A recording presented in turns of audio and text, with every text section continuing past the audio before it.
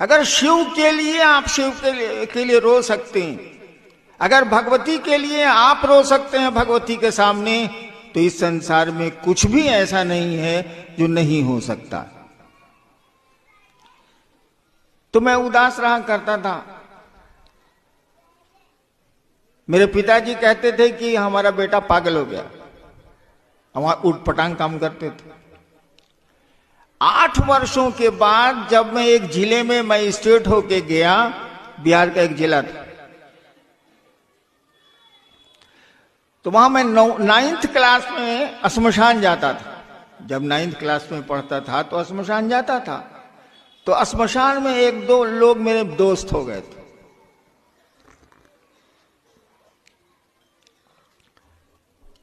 वो लोग मुझसे मिलने आए ये सोच के कि जो छोटा लड़का था आज यही मजिस्ट्रेट हो के आया है, चलो मिलते हैं।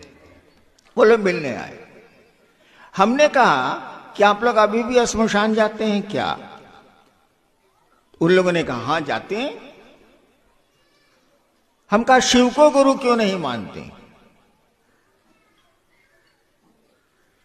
उन लोगों ने कहा कि शिव तो को गुरु काहे ना मानेंगे, शिव तो गुरु है ही ले।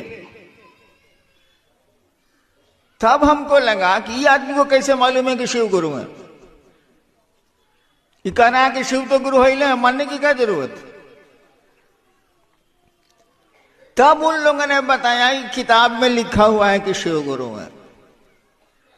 मैं तो जिले में दंडाधिकारी ही था, वहां की सरकारी लाइब्रेरी से किताबें सब मंगवाई और तब मैंने जाना कि शिव गुरु है।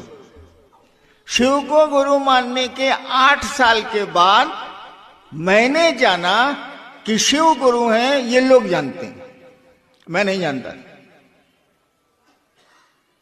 लेकिन 8 वर्षों में जो मैंने अपने गुरु से सीखा, बोलता नहीं है वो, बोलती तो बहुत सारी चीजें यहां नहीं है। एक छोटा सा बच्चा सयाना हो जाता है, कौन बोल के उसको बढ़ाता है? छोटे से पौधे आप लगाते हैं और वो एक दिन विशाल वृक्ष में बदलता है, कौन ऐसा करता है? कोई करने वाला तो दिखता नहीं है, कोई तो है। और मैंने देखा, अपने अनुभव में जाना कि शिव गुरु हैं और कमाल के गुरु हैं। और तब मैंने शुरू किया धीरे धीरे लोगों को कहना कि शिव को आप अपना गुरु बनाइए। शिव तो गुरु हैं ही, आप बनाइए चाहे मत बनाइए, वो तो गुरु रहबे करेंगे। ईश्वर है तो गुरु कैसे नहीं? लेकिन अपना गुरु बनाइए।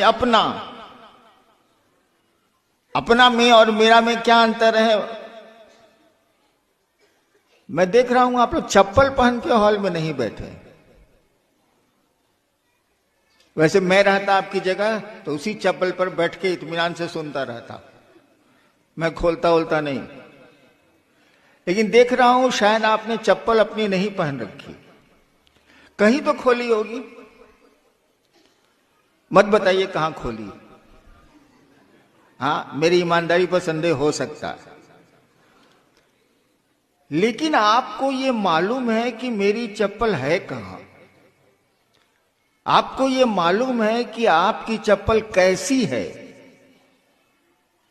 और जब यहां से आप निकलेंगे तो करीब करीब सबको अपनी चप्पल थोड़ी देर में मिल जाएगी। भीड़ है इसलिए समय लगेगा, मिल जाएगी। एक बात बताइए, चप्पल तो निर्जीव है, कुछ बोलेगी नहीं। बोलेगी क्या? दीदी हेने चलावो, हम हेजा बनी पहिन लो। नहीं ना बोलेगी भाई साहब। लेकिन आपको अपनी चप्पल मिल जाती है। स्कूल में बच्चे जाते हैं और एक पोशाक में रहते हैं, और पिता और मां को अपने बच्चे दिख जाते हैं कि वो मेरा बच्चा आ रहा है।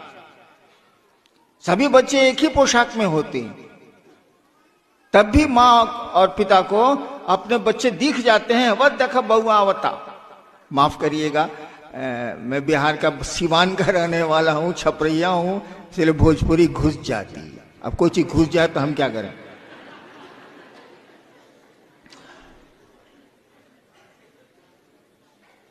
यानी आप अपनी चीजों को पहचान लेते हैं।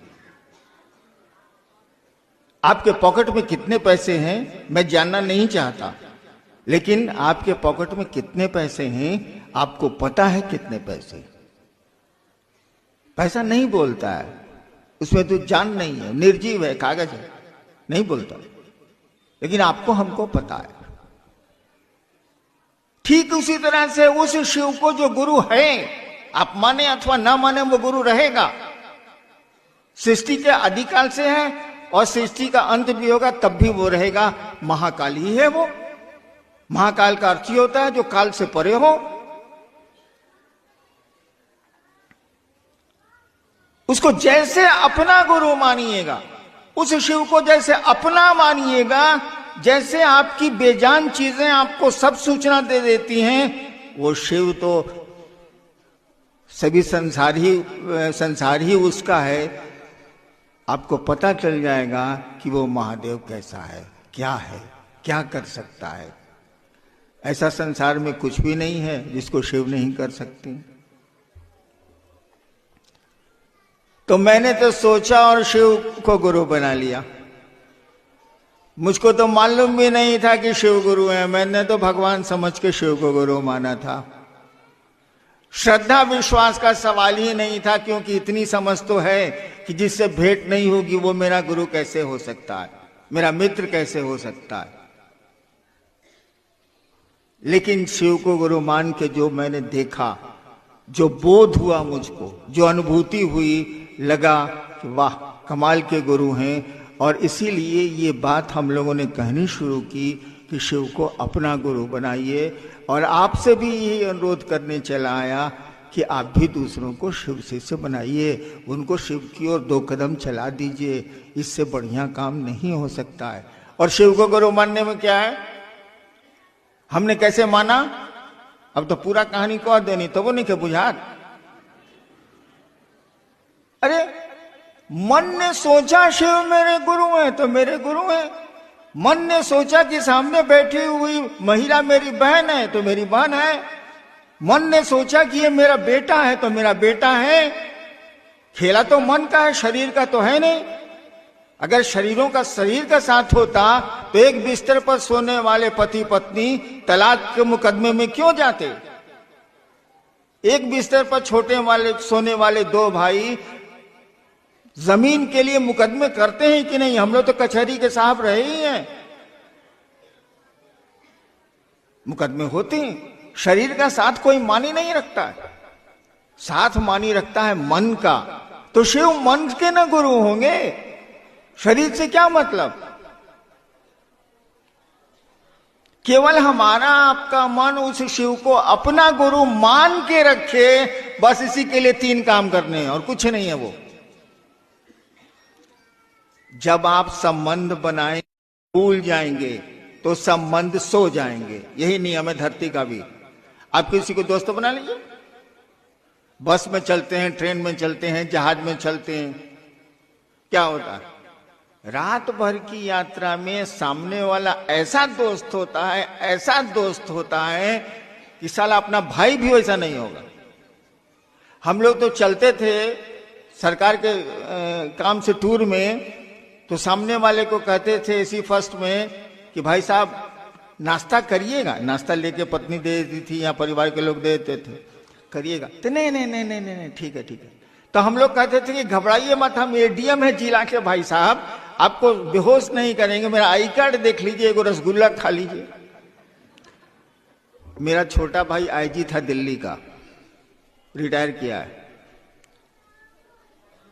उस ससुरे को आज तक हम नहीं कहा कि बउआ एगो रसगुल्ला खा लो। मैं साला खा रहा खाओ नहीं मत खाओ।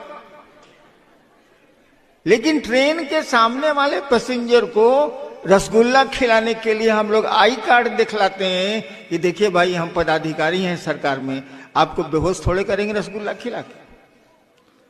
लेकिन सुबह जब यात्रा खत्म होती है भाई साहब, कहां गए वो रात भर के आपके दोस्त, कहां गई वो रात भर की आपकी मित्रता, सब खत्म।